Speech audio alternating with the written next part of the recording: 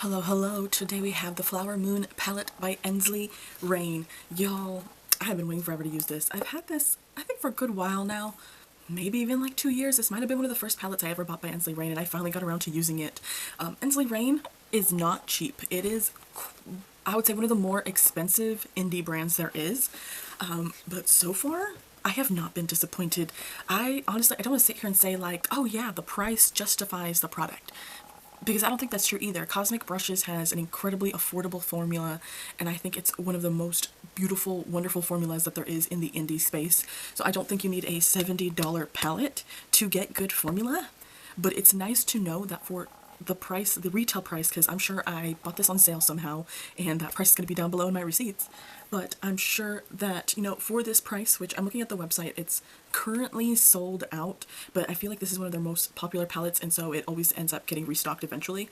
For $70, I feel like you do get what you pay for. You know what I mean? So like, this is the packaging, and it comes in its own box. It comes in its own little safe box that says Flower Moon. You open it up, and it's lined. It is lined with like this foamy material to keep your palette safe. A nice thick. It is thick. It's in there. It does not move.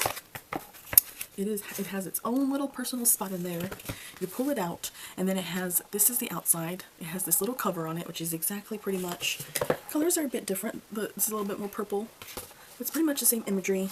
The colors are more purple on this, but same imagery.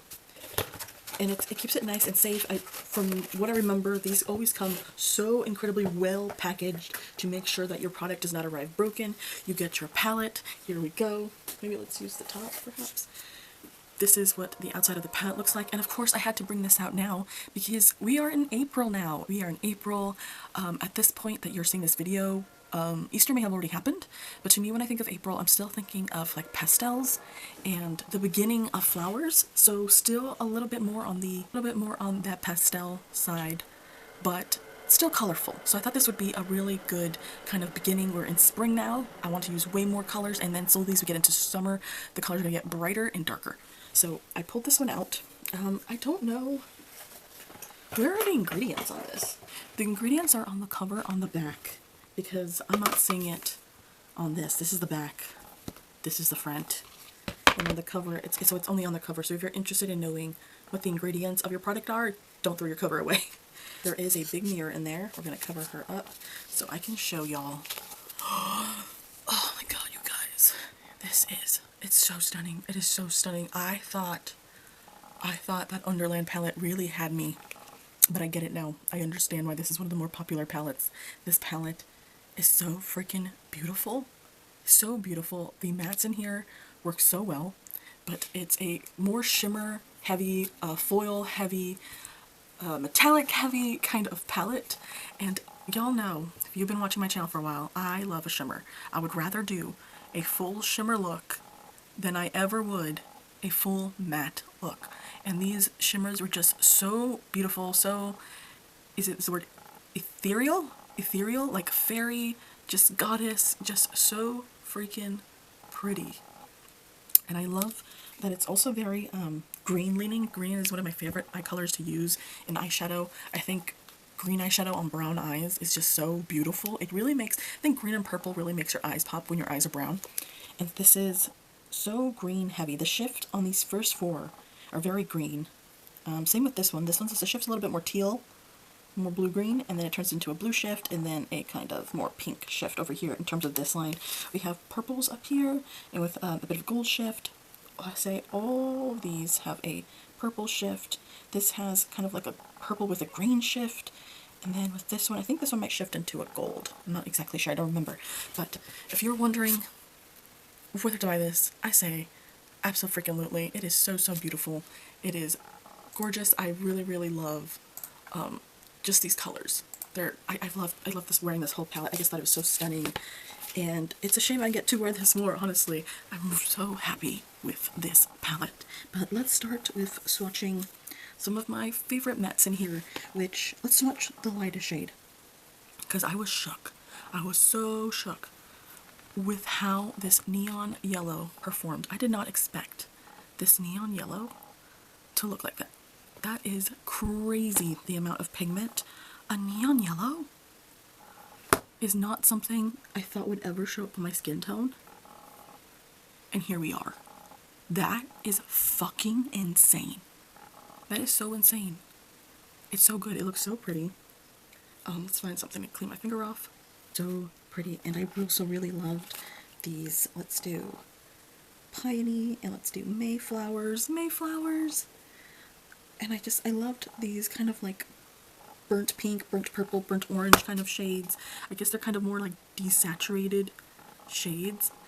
I think these are so good, so wonderful. I think I just want to swatch these three because I don't know if there's really any point to swatching the other shades. Okay, I feel like I hear someone yelling at me to swatch a green. Let's swatch Meadow just to get a green out of the way. These are amazing. This is my version of pastels. These are exactly what I was looking for. I think this is such an incredibly beautiful April, May, spring palette. Ensley Rain, you fucking did it again. This is so good. I find myself slowly falling in love with Ensley Rain. I was honestly prepared to possibly be, disappointed. But this did not disappoint me at all. It is so freaking beautiful. I don't even know what shades of these to even show you anymore because they were all so fucking beautiful.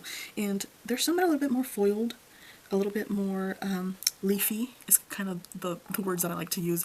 It's like foiled, so there's a bit of fallout, but once applied to the eye, it does spread out and it looks really nice. I don't even know what to swatch here for y'all because all these shades are just so beautiful.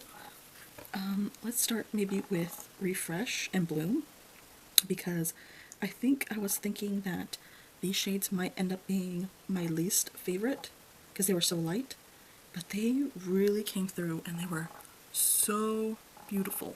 Just so beautiful. Also, I didn't use any type of glitter glue. I didn't use any type of primer. I just applied these onto my eyes. Oh, I will mention one thing. I usually like to pull concealer onto my eyes before applying makeup. I found that I think it was this. With these, they're so, I think the word's emollient because they're so wet and like squishy and soft that applying concealer on my eyes before applying this product, it helped the makeup product crease a lot faster than without the concealer. So I did a couple looks with concealer, without concealer. With the concealer using as like a base for my eyeshadow, it creased way faster. I found that if I just applied it directly onto my eyes with nothing on it, it lasted so much longer throughout the day. I didn't feel it was as impactful, the colors weren't as bright, but took so much longer for the product to crease because this is a much more wet, sparkly shimmer than perhaps other brands, but that's because they want the product to already have that base to stay on, so you don't have to use a glitter glue. The other product, let's see, this one's calling my name to swatch right now for y'all. See if I can find some of the weird ones. Flower Moon. Oh man, which one else? Maybe a green. Forsythia.